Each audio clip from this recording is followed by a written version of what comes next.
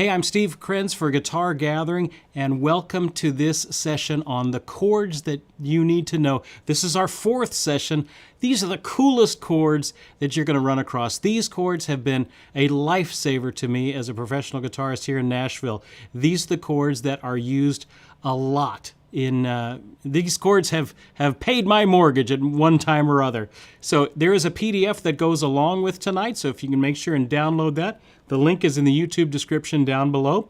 And this is the fourth in a four-part series of these. We have 4 lessons of these chords that you need to know, and then this is the last one, and then there's 4 workouts to really get these forms underneath your fingers where you actually play along with me. So if you haven't yet checked out the workouts that goes along with each lesson, then check those out. That's a lot of fun where you're actually playing with me. It's no good just learning a new chord. You've actually got to figure out how to use it into your own playing to get the use out of it. I've learned all kinds of chords, but until I can apply them, that's when I start getting the use out of them. So tonight we're going to be talking about the coolest chords. We've covered basic chords, we've covered jazz chords, we've covered pop and rock sounding chords and power chords and all that sort of stuff.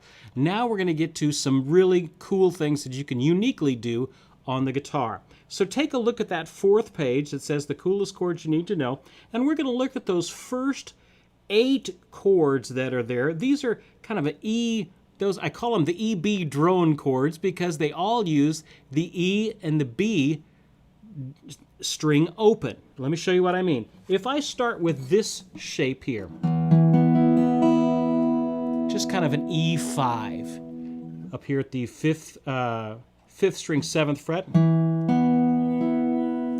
then I have my 3rd finger on the 4th string 9th fret, pinky on this 3rd string 9th fret, and then everything else open. Okay, I can even do that low E if I want to. Okay, that's going to be our seed chord. We're going to use that shape, and we're going to do something that only a guitar can do. We're going to move that shape around to different places on the neck, and it's going to derive different really cool sounding chords. So it's not a complex thought, it's just a shape. These are called shape chords that we're going to move around. So this is our seed that starts it, is this E5 right here with these open strings ringing, the E and the B. These EB is going to drone. These are chords that are going to be through all of this. So if these sound like this.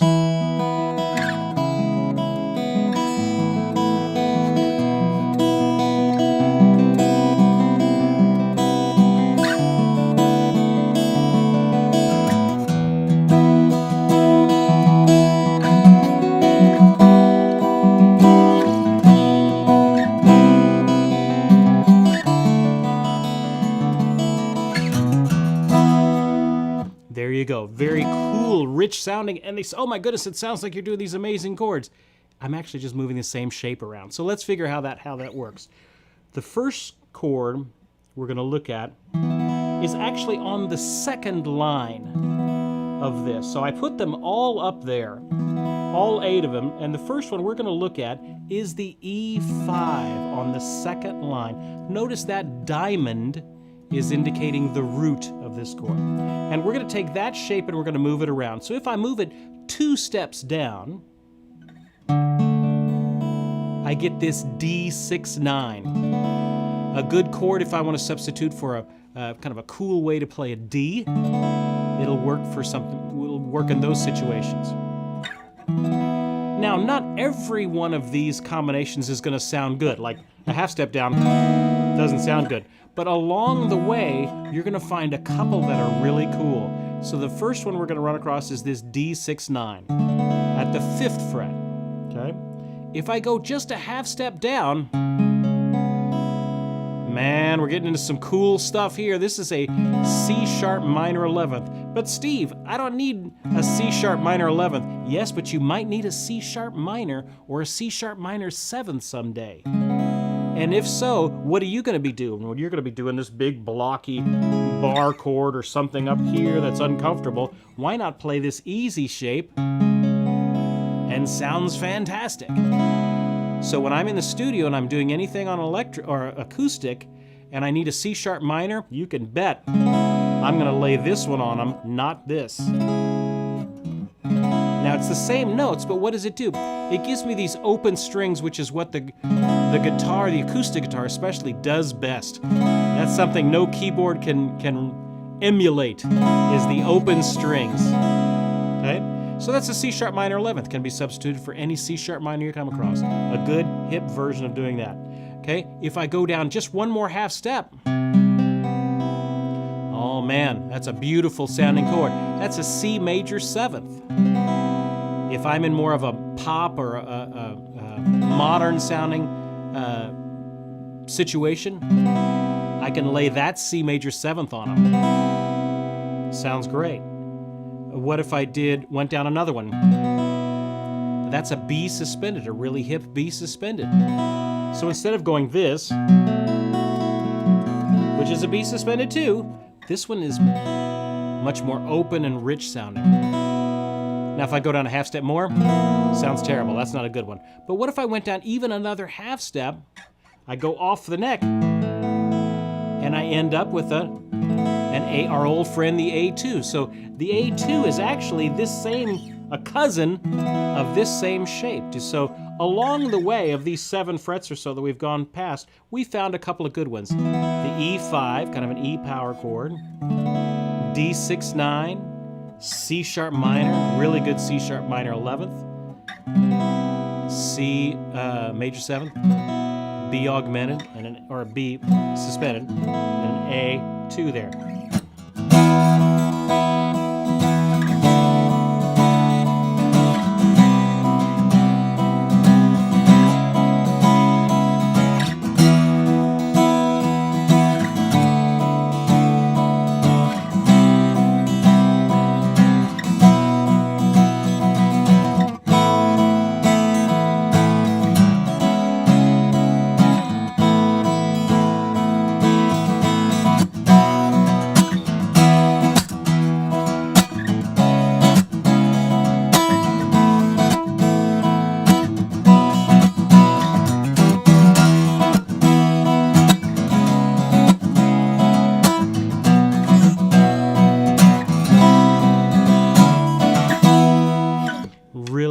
Great sounds, but think of the idea that I just did. I took a little seed and I just moved it around. You can do this with anything. What if I took like an E shape? I don't have graphics for this one, but it works just as well with an E shape. Down here, an open E. What if I move that 2 frets up? Really hip F sharp, kind of a F sharp flat 5. What if I move it down one?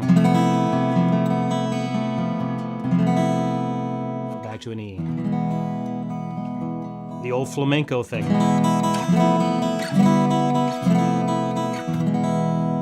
E, half step up, 2 steps up, down 2 steps, and then back to E. Great chord. So I just encourage you, even in your own learning, just start moving chords around. You'll come up with some really cool shapes. What if I move this E shape up here to the 6th position? I get a really cool A2. What if I moved it up 2 more to the, what is that, the 8th position? That's a really cool kind of B suspended. What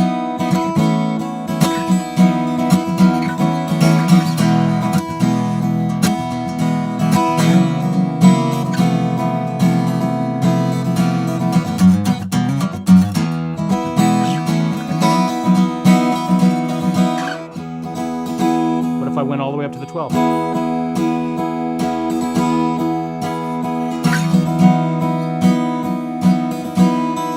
What if I just did the top few notes of this? Maybe did a little fingerstyle thing.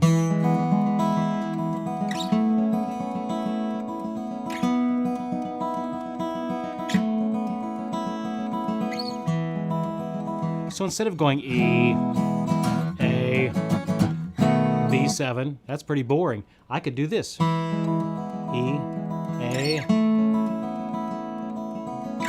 B, A, E.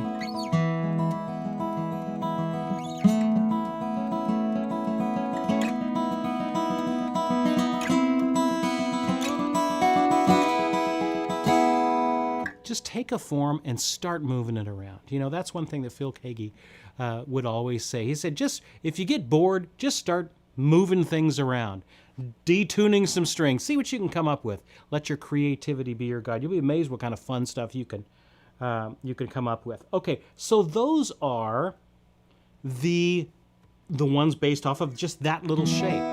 Okay, we even throw some E-shaped ones in there for you too. Look at the next graphic, okay? This is going to be ones based off of this seed, which is an F sharp minor 11th. Okay, you have a second finger here at the 2nd fret, 6th string. And then I have a third finger on the 4th string, 2nd fret. Pinky right underneath it. And I end up with this great sounding F sharp minor 11th form. Okay, now that's a great form in itself. Anytime I want to use an F sharp minor, I don't want to do this. That sounds yucky on an acoustic guitar. I want to do what acoustic guitar sounds best and play something like that. Okay, if this is an F sharp minor 11th, well, what if I start moving this bad boy around? Well, if I move it up 2 frets, I get this really cool E2 with a G sharp in the bass. So it's not like you're ever going to see that as much, but know that I can substitute that for any E chord. When an E chord comes along and I want to sound something different other than this, I can throw one of these in.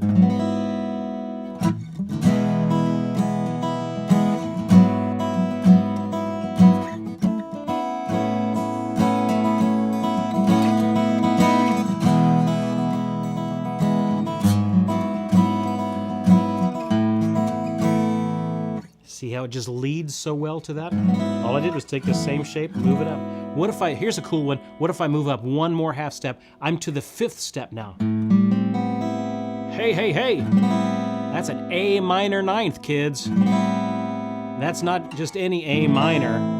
Don't play that. If I want to sound cool, I lay this A minor 9th on them. If I go up 2 more, I get a really hip B minor 11th.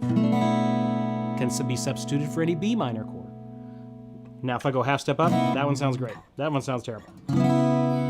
Okay, and then but if I go to 2 steps up, so this is at the what is that, the 9th fret, I end up with another cool C sharp minor 7th. Okay, and there's a couple other ones, but these all sound pretty nasty. At 12th fret, you get an E minor. C sharp, B minor 11th, A minor 9th, E2 with a G sharp in the bass, F sharp minor 11th. Okay, can be substituted for any F sharp minor chord. So if I have a chord progression that goes maybe D, maybe a B minor, G, A, I could do something like this. B minor lift, G. Hey, what if I kept these 2 notes ringing at the top?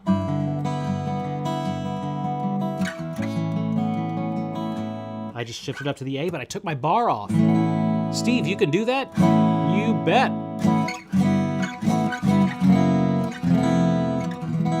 I could get some really great sounds out of that. B, B minor, G, with our open strings, A, maybe F sharp minor,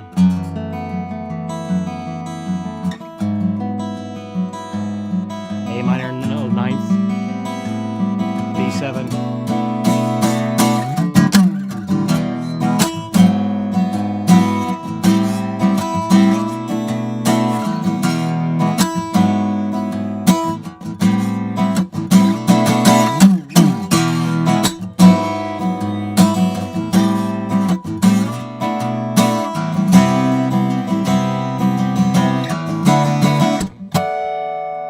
Okay, so there you go.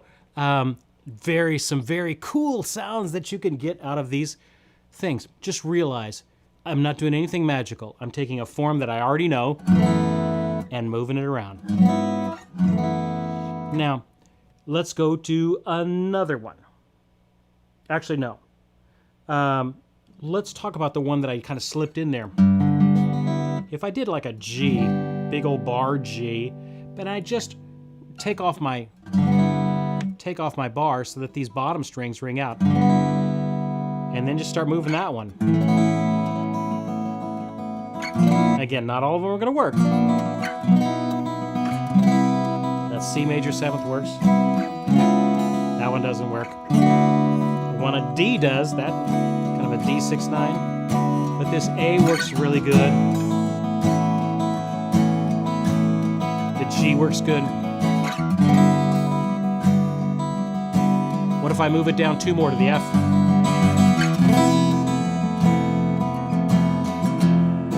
Maybe the F sharp, that sounds good. F.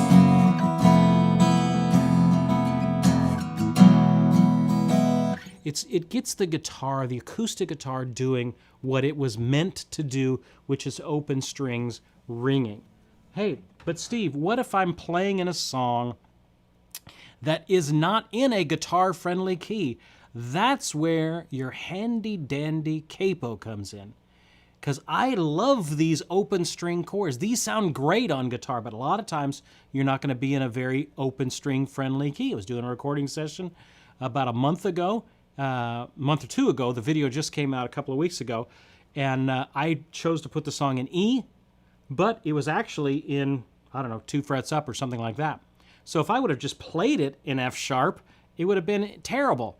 But I put my capo at the 2nd fret, and then started playing all of my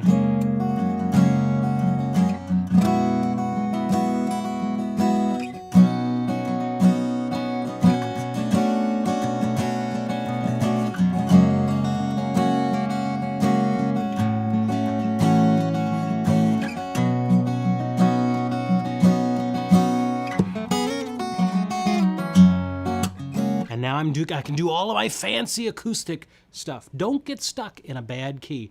Use your capo to do that. We've got a video on how to use your capo. There's capo charts that are free. That is with that video. Just download the PDF, or you can go to guitargathering.com and look in the freebies section there, and it'll give you a chart of all the capo settings that I use when I'm in the studio here in Nashville. So I wrote them all out, so nobody has to guess anymore. All right, so those are a great idea that you can take and run down. And with a capo, you can run them into any key that you want to run them into.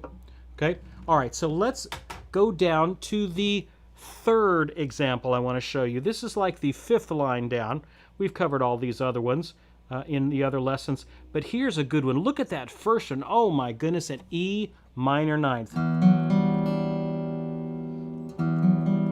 Wow. That chord there, right there, has put food on my table, okay? If you get nothing out of this entire series, learn that chord right there. Never play an E minor unless you're playing bluegrass again. Okay, if I'm playing something hip, I need to sound cool, I'm going to lay this bad boy on them. But Steve, that sounds so exotic, and it's got to be complex. It's the bottom half of a C chord. There's a C chord. If I take this finger off, I'm not playing that 5th string. I'm skipping over it. What if I slide into that?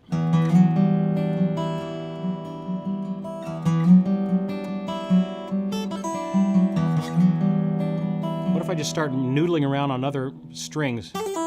Little pull-offs and things.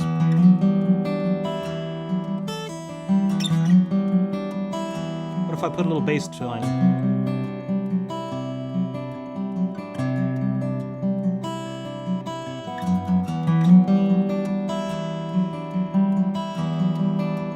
But Steve, what was that 2nd chord? I kept the same, this beautiful tension. That F sharp and the G rubbing on each other right there. tension there is what makes the richness.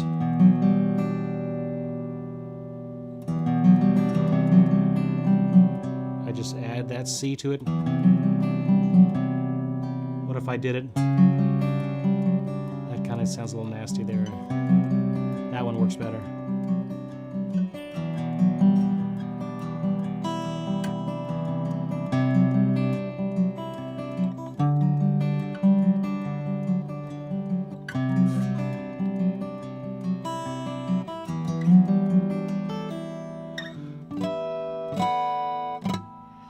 Okay, now I slipped that D suspended in there. What is that?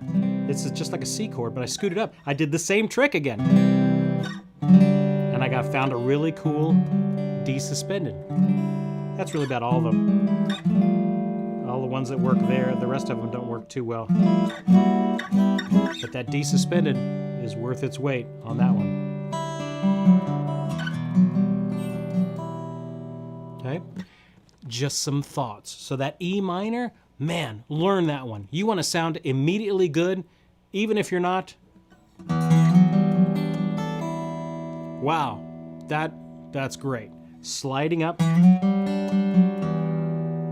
add that little E to it at the bottom. Okay, here's another one, A minor ninth. We already talked about this one, but we talked about it like this. If I have the open A, okay, I get this beautiful A minor ninth. So instead of an A minor,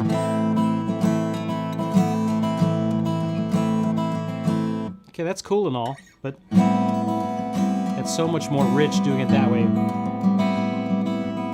Hey, here's another one just for free. Scoot that up a half step. An A minor, or excuse me, that's an A major ninth.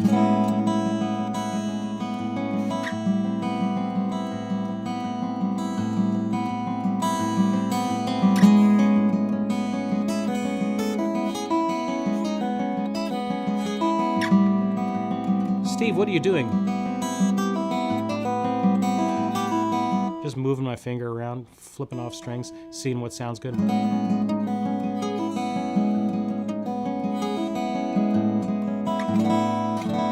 A suspended. How many strings can I grab while still holding these down? Little tricks I play, okay? A minor ninth, a great chord for any time you have an A minor. Okay, what's next? A D minor ninth. All of these work because of this tension.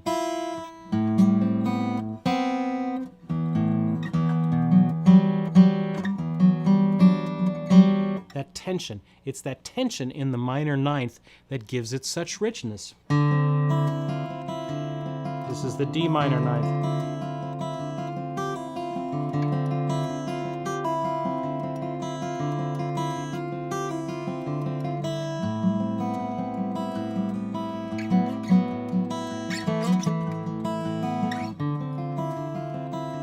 Just scooting it around.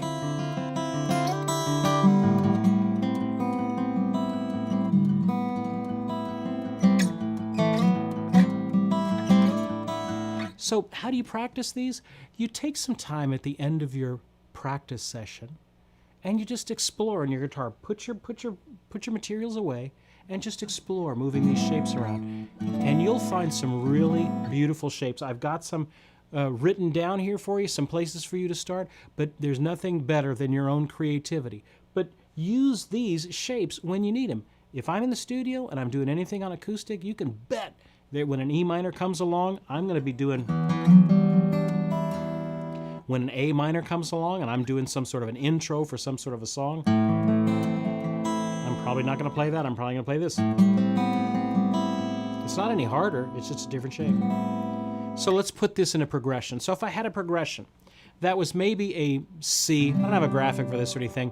It's just a C, maybe to an A minor, maybe to an F, and a G. Okay, 1, 6 minor, 4, 5. Pretty boring progression. Okay, what if I wanted to make that sound cool? Well, maybe I could do make it the C major 7th. Make it use an A minor 9th. That's that F major 7. What if I don't do the bar and just raise it up like we did on the other things?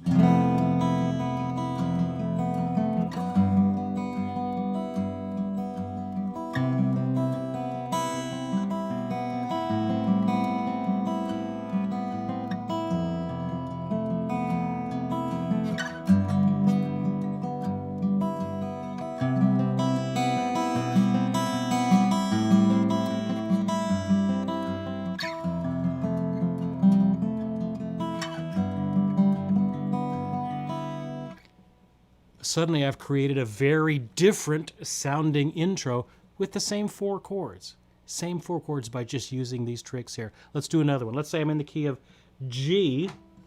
Let me get tuned up here. If I'm in the key of G, and I did the same sort of a progression, a 1, 6 minor, 4, 5, and I use some of these cool chords.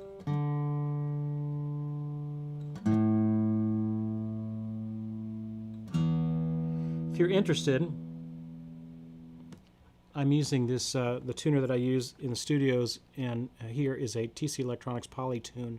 The link actually for this is down in the links below. If you're interested, best tuner I found, clip-on tuner. So, all right, so G. So let's say my progression is a G to an E minor to a C to a D. That's what every other guitar player on the planet's going to be playing. If it's some big intro and if they're going to feature the acoustic guitar, maybe I can do something a little bit more interesting, okay? Maybe I can start out with maybe a G2. E minor, I can throw my E minor 9th. Maybe for the C, I can do a C2. Maybe for the D, I can do that new D suspended.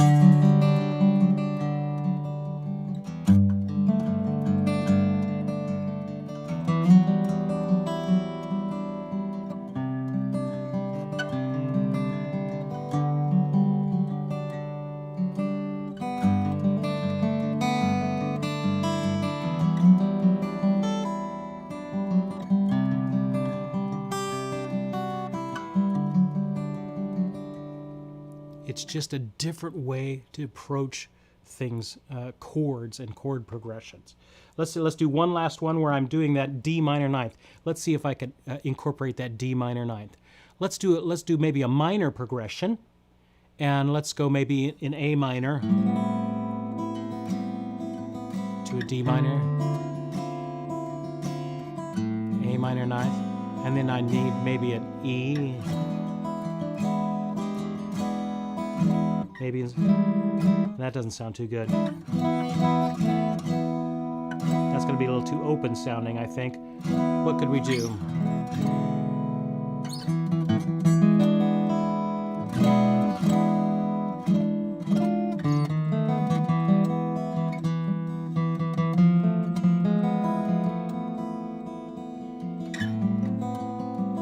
A minor 9th, D minor 9th.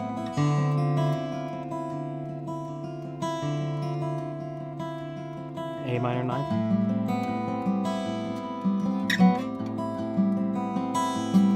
D minor 9th. Maybe we can do an F, maybe. G, back to F, maybe. Maybe I can do little hammer-ons.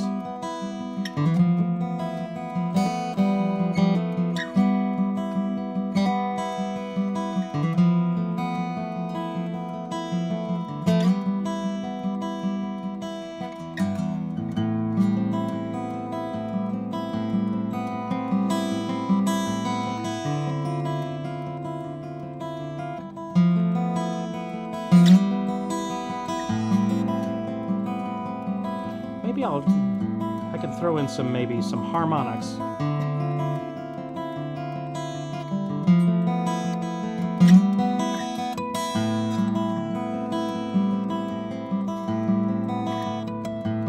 I don't know if I can hit those every time.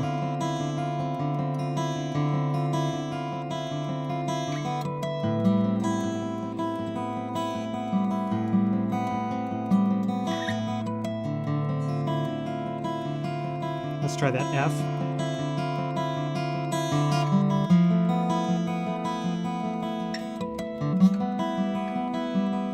F.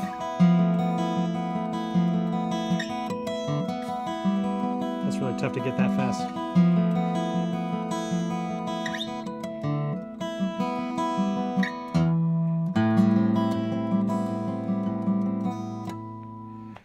Different combinations of chords there. Okay, so we have given you those three. Now I want to give you, this is just one for fun. This is just one for fun. All right, this is not really a kind of a sound, these last two chords, these altered dominants for acoustic, but I'm going to play them on acoustic anyway just to show you what they do. It's more of a jazz sound. Actually, let me, no, it's all right. I'll just leave it on acoustic. Okay. Here's the chord. Okay, so let me just show you the chord. There's a 6-string version. It's a C augmented with an F sharp in the bass. Oh man, what a chord that is filled with angst. Angst. The root of this is that C there, if you want to think of it that way. But I'm really focusing on that root. Steve, that's such an ugly sounding chord. Why would you use that chord? Hey, look what it can do. It's so tense. It's so dissonant. It'll resolve to anything as long as you approach it from a half step above. So let's say if I'm going to an F, I can throw my magic chord in right before that F, and it'll help get to that F major 7th. Don't believe me? Here's a G minor. Here's a C7. Here's an F major 7th maybe. Okay, rather boring sounding progression. G minor. Here's a C7 again. Pleasant, but nothing exciting happened. Let me slip my magic chord in between those two. A G minor. Now instead of the C, I'm going to do my magic chord. Oh yeah, suddenly I got a really hip sounding progression. Magic chord.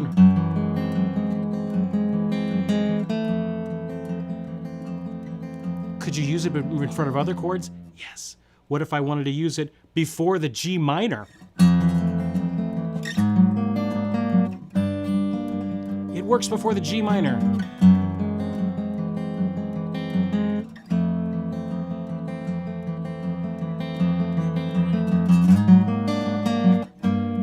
Do you hear how great that sounds?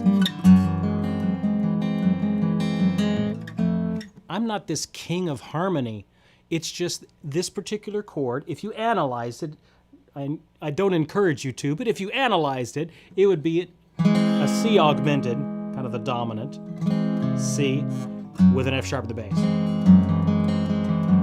A tritone substitution, ooh, kind of chord. I'm going to teach tritone substitution someday soon. And this is just a little one for that. Is there a 5th string version of it? Yes.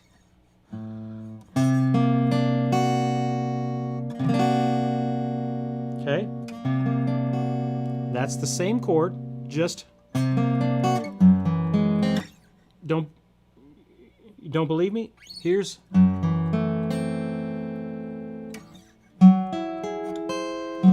it's just every note up an octave.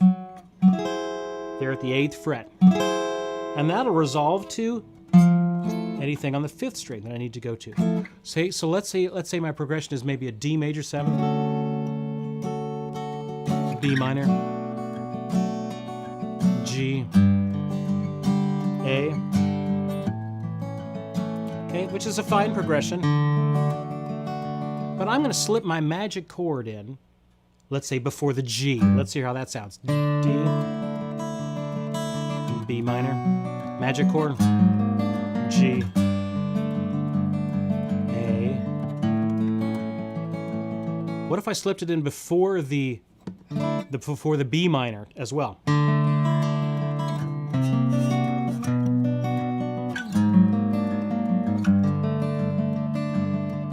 A, if I slipped it before the D when I circle around back into the D. Let's see if that works.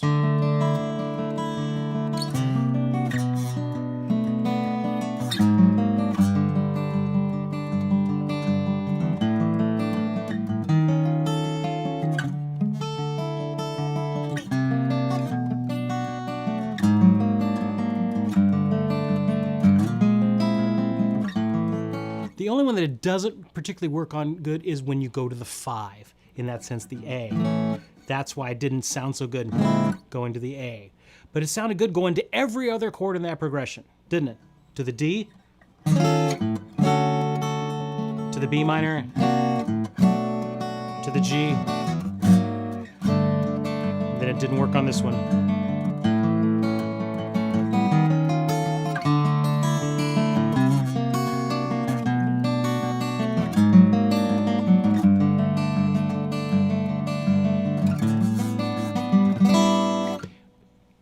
Just learned, that's the only forms I know of that chord. A 6th string version and a 5th string version. Those are the only 2 forms I know of that chord, but I know they work. If anytime I want to just slip in an absolute funky sounding chord that's guaranteed to have the rest of the musicians in the band turn around and go, "Hoo!" It's that chord. It works every time. You just have to approach everything you're going to from a half step above. From a half step above. That's the key, is going from a half step above. All right, there you go. That's some fantastic, cool chords that you can stand to use. This is the end of our 4-week or 4-session thing on the chords that you need to know. I've been playing guitar for way too many years professionally. And most of the chords I've ever played in my entire life are in some ways on these 4 pages. And everybody goes, "Steve, you're like a chord dictionary." Nope. It's not even a Mel Bay 2000 chord Bible, big thick book. It's 4 pages that are free, okay? And this is the stuff that I use in the studio all the time. So if you're interested, the PDF for that is free. And the link is down below. I hope you've enjoyed getting to know these chords. Don't just play the form once. Get it to where you know how you can use it in a progression and watch how it changes your progressions. Now there is a workout that goes along with each one of these series, and there's going to be a workout that's coming for this one as well. Hey, take care. I'm Steve Krenz for Guitar Gathering. We'll see you next time.